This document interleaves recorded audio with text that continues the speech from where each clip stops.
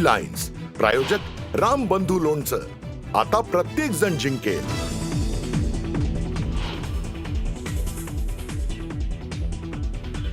महाराष्ट्र पेटवण्याचा कोणाचा तरी प्रयत्न आईवडिलांची लाज वाटणाऱ्यानं कृत्य केलं असावं. माँसाहेबांच्या पुतळ्यावर लाल रंग टाकणाऱ्यावर उद्धव ठाकरेंचा संताप. समाजकंटकांचा 24 तासाच्या आत शोध लावा. मनसे अध्यक्ष राज ठाकरेंकडून माँसाहेबांच्या पुतळ्यावर फेकलेल्या रंगाचा तीव्र निषेध.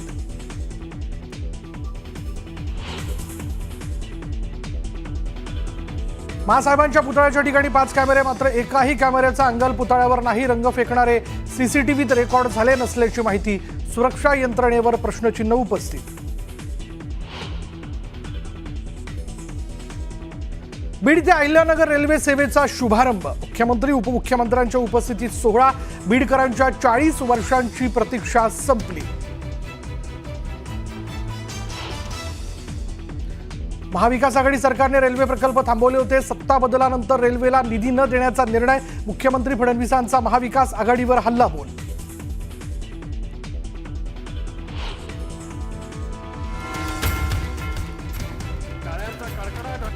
बीड रेल्वेला इतका विलंब लागला, इतका वेळ लागायला नको होता. बीडकरांनी आत्मचिंतन करावं. पालकमंत्री अजित पवारांचा बीडमध्ये नेत्यांना अप्रत्यक्ष टोला.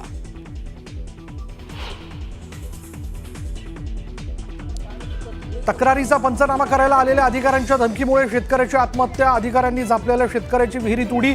पैठणच्या खादगावमधील धक्कादायक घटना.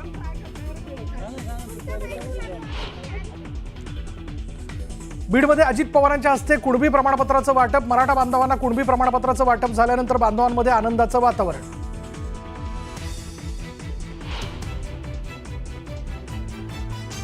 हिंगोलीच्या कळमनुरीत ओबीसी समाजाचा मोर्चा. लक्ष्मण हाकेंच्या नेतृत्वात मोर्चाचं आयोजन. हैदराबाद गॅझेटियरच्या अंमलबजावणीला विरोध.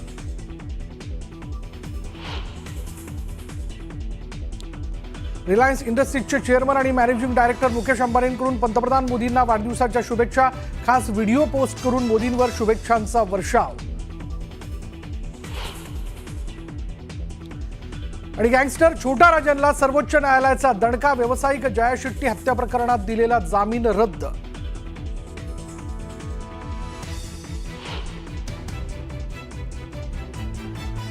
नमस्कार, मी विशाल परदेशी. मंडळी, सुरुवात करूयात चर्चेतल्या बातमीने. बुधवारचा दिवस मुंबईतील एका घटनेमुळे गाजलाय. आणि ती घटना म्हणजे दादरच्या छत्रपती शिवाजी महाराज पार्कमधील मीनाताई ठाकरे यांच्या पुतळ्याची विटंबना करण्याचा प्रयत्न समाजकंटकांकडून झाला. पुतळ्यावर लाल रंग लावण्याचा प्रयत्न झाला आणि या घटनेनंतर ठाकरेंचे कार्यकर्ते आक्रमक झाले.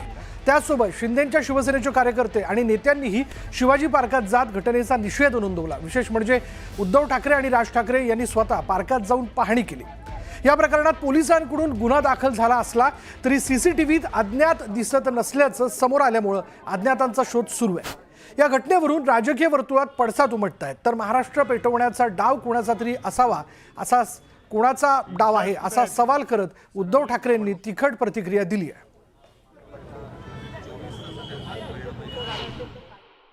आज जो अत्यंत निंदनीय प्रकार घडलेला आहे, हे करणाऱ्या 2च वृत्ती असू शकतात. एक तर यामागे अशी व्यक्ती असू शकते की ज्याला स्वतःच्या आईवडिलांचं नाव घ्यायला शरम वाटते, लाज वाटते, अशा कोणतरी लावारिस माणसाने केलं असेल. आणि नाही तर बिहारमध्ये ज्याप्रमाणे मोदीजींच्या मातोश्रींचा अपमान झाला म्हणून बिहार बंद करण्याचा जो एक असफल प्रयत्न केला गेला, असाच कोणाचा तरी महाराष्ट्र पेटवण्याचा सुद्धा हा उद्योग असू शकेल.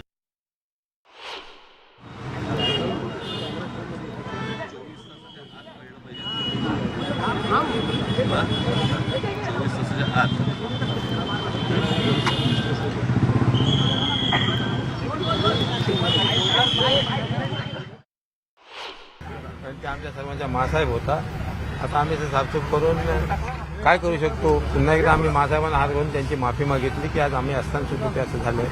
बघू आता काय पोलीस तपासात काय येते त्याच्यावर बघू. त्यातनं राजकारण निर्माण करण्याचा हा विषय नाही आहे. माँसाहेबांचा अपमान झाला आमच्या जीवाला लागला.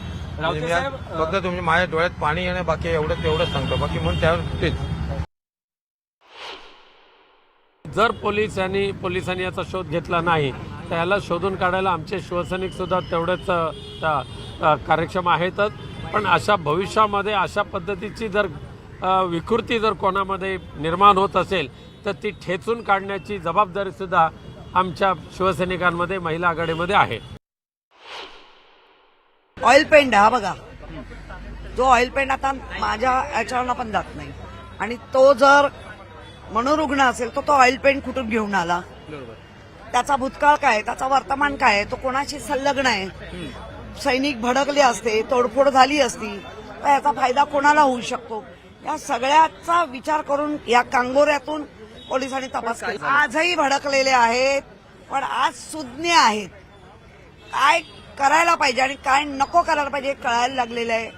त्यामुळे आत्ता आम्ही काही नाही करणार, फक्त आम्हाला खरी बातमी कळू दे.